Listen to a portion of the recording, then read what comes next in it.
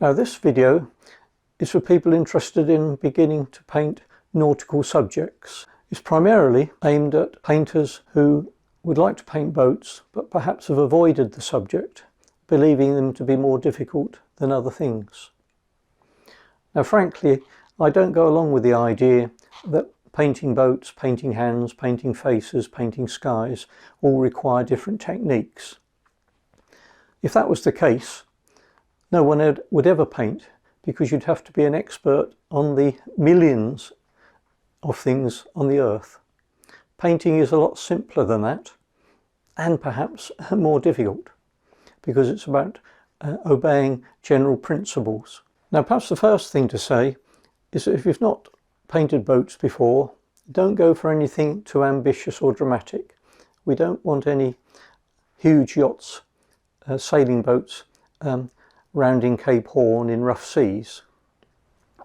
And in fact, I would suggest you avoid water to start with and go for boats, yachts, dinghies that are in a boat yard, and get familiar with the shapes. And I should stress, when I paint, I'm always trying to paint a picture, a complete picture, not just an isolated boat or tree. Now the most important thing when you're selecting a subject is the light and shade. It'll make the job so much easier. And I've chosen this subject mainly because the boats which are pulled up on the grass next to a sea wall, one half of them is catching the light and the other is in the shade, and they're also casting nice interesting car shadows across the grass. So light and shade is more important than subject. Now the first problem is, where do you start? Now it's a very damp day here. It's actually pouring with rain, and it's the end of the beginning of the storm, I think, of Kieran. So there's quite a lot of humidity even in the air, even in my studio. So I like to find out how the paper is going to take the paint first of all. So I'm going to start with a fairly small area. Let's have a go at this little boat here. I've already laid the palette out. Let's now the sun is coming from the right hand side, so this is ultramarine, fairly stiffish mixture. I don't want too much in the way of sparkle on this area because it's in the shade. Then come around the corner and a lighter blue, which is, in this case I'm going to use cerulean blue. A little bit of light red with the ultramarine.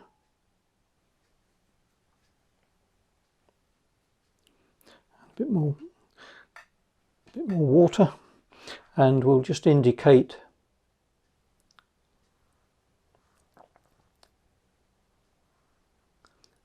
the clinker. It gets sort of wider as you get there. Just restate the bow there. Now this is all in the shade, this side. I'm not concerned about the fact that that's still wet. If it runs, that'll just help join those together. There's all a bit of cobalt and light red now.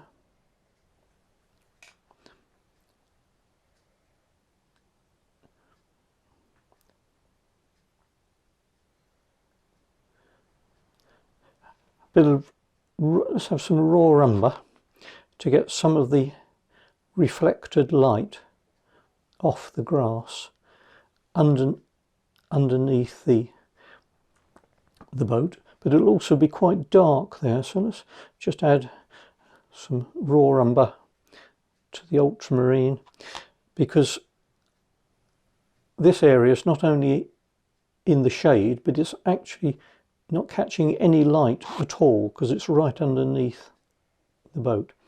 And a little bit of same with this area here. A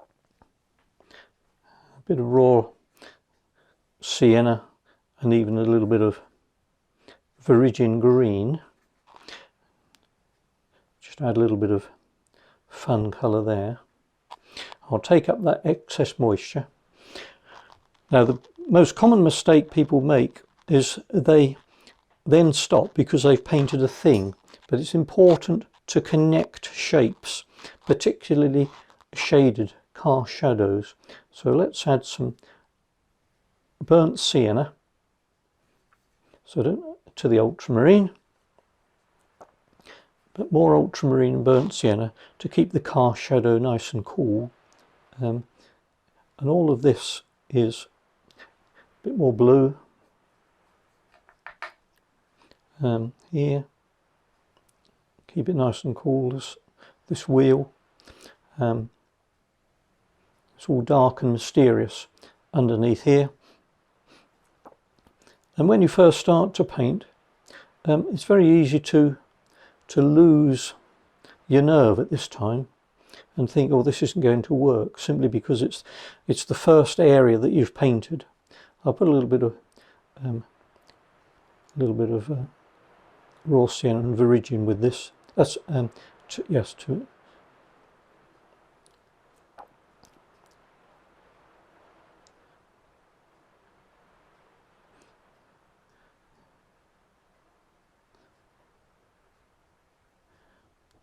and that nicely connects it to the ground, and will also help people focus their attention on where they should be looking, which is into the light. People naturally look into the light. There's the other tyre here, and then we'll connect that, of course, to its cast shadow.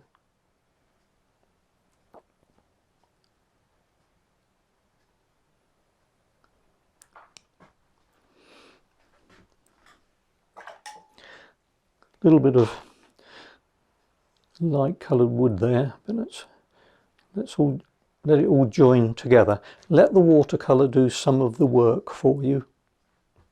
I've just stopped for a few minutes just to clean my palette. Don't keep your palette nice and clean. Don't get lazy and then just keep going back into the same old mixtures. You want to keep your paint as nice and clean and fresh as possible. And don't keep repeating yourself, which you can easily do if you're using the same mixtures. Instead of doing this boat, I think we'll just finish off this one. This has got a green, it's not a green, a blue tarpaulin, sort of boat cover here. This is straight cobalt. And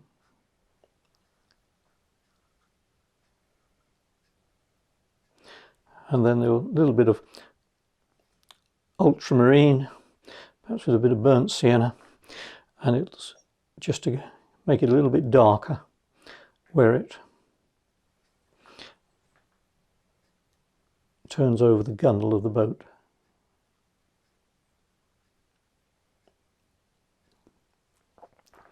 And just, if that's thicker paint, we can just suggest one or two sort of creases, the inevitable creases that you get.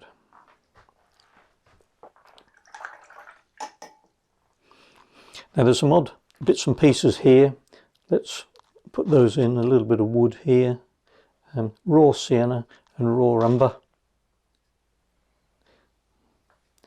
a bit of burnt umber to get the end of that, and there was don't know quite what it was, some sort of red bucket upturned here, just the paraphernalia that you get, and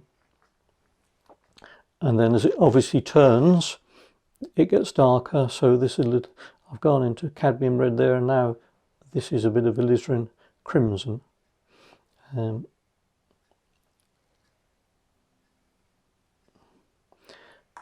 But I need to anchor that to the ground. So let's go for some viridian and burnt sienna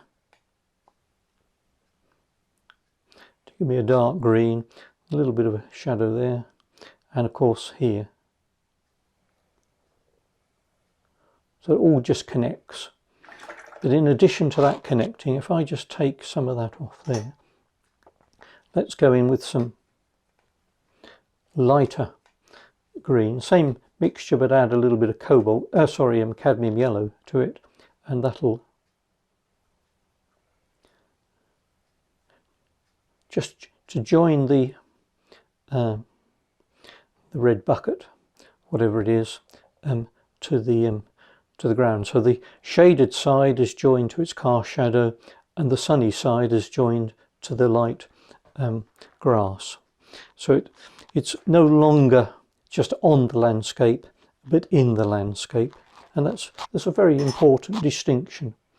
While we've got some of these odd colours here, we can just put in the some of this odd woodwork, sort of a pole there. That's saving that post. No, just paint round the post. A little bit of raw sienna. Another one here, which just put it in very briefly, really. In a sense, we're painting it with the same amount of attention as we gave it when we were just looking there. If you, unless you particularly want to sort of draw the viewer's attention to it, it's probably a good idea to play down this. They make the picture look a little bit more untidy, and again I'm adding the sort of a cast shadow there and here, just to connect them to the ground. And then finally, before we ever stop, let's add the tarpaulin to this boat here. Just a dinghy that's partly in the picture. We've got a couple of boats completely within the picture, so having half a boat on the left and half a boat on the right has given the viewer enough. We've given the viewer enough information to be able to make out what's going on. And then this, of course, will be in the shade. Some darker green. Let's put a bit of burnt umber with it. Keep that all nice and sort of mysterious.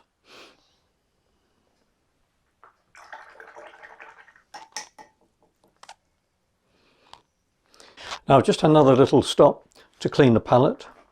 Now although I've done these boats first and then the shadow, to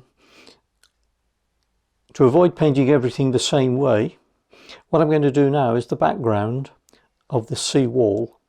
A little bit of shadow there as well, so that I paint this after I've got the background in.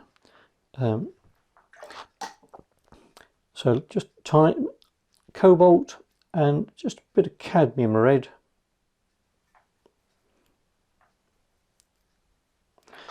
Just to give it a little bit of shadow under here.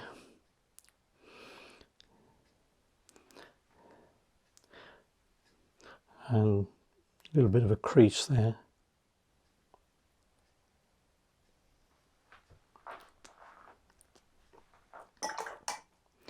Now viridian and raw sienna will give me a good, nice, rich green, which I must keep changing because a sea wall isn't a bowling green. It's got lots of different greens in it. Let's have a bit of raw umber now.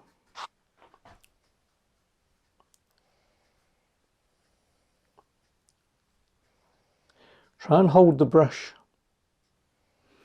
away from the tip, from the business end, as far away as you can to get a nice free brush stroke. There's a little bit of negative painting here. I've got a ladder leaning up against this boat, although it's sort of fairly small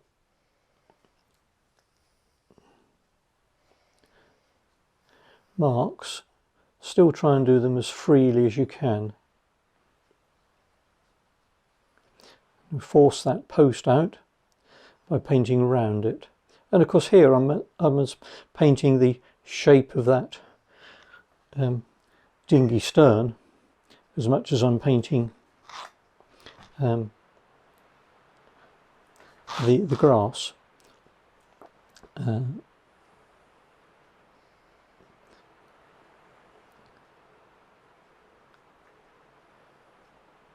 Same there. Rinse the brush occasionally. Perhaps give it a little bit of shakes so you don't keep getting more and more water in the brush and you lose the strength of the pigment.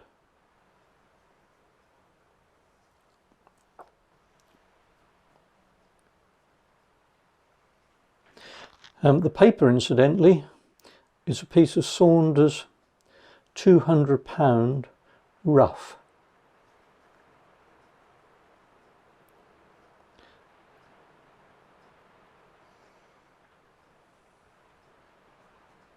Now we scrub that because we want that to join on.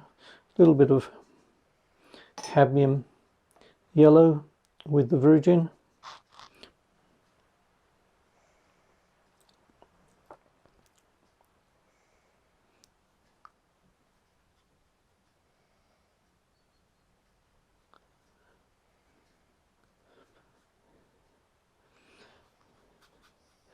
Keep the whole of this bottom edge going at the same time so that it doesn't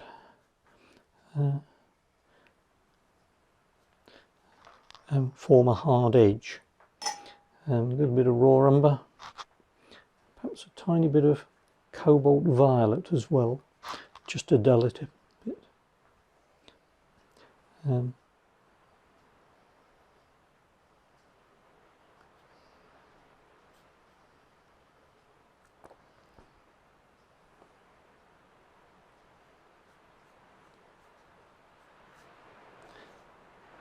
More raw sienna and virgin.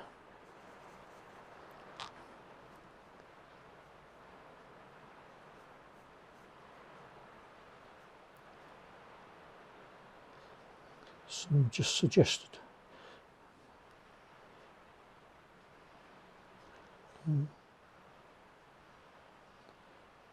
Grass in front of that.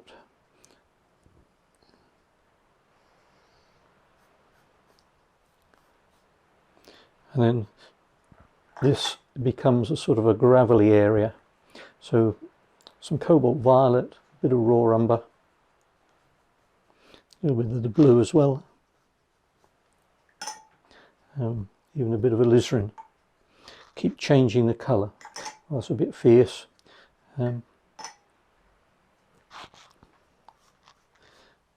Just push the colour a little bit. Don't forget you're making something, you're making a picture. And the liveliness of the marks will help carry the liveliness and the pleasure of what you're seeing and the pleasure you get out of painting it.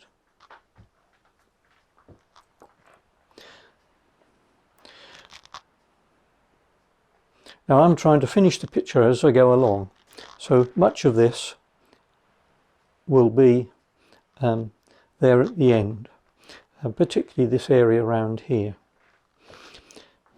So in the second part of this, we'll wait for this to dry. In the second part of this painting. The first thing I'll do in the next stage is finish off this boat, and we'll then need to think about tackling the sky. Incidentally, notice I don't necessarily do the sky first. It's not necessary all the time. I might need to do the sky before I do this bush here. If I want to save some light on the masts, I'll need to do the sky first. But other than that, I think it's a mistake to tackle a large area very early on.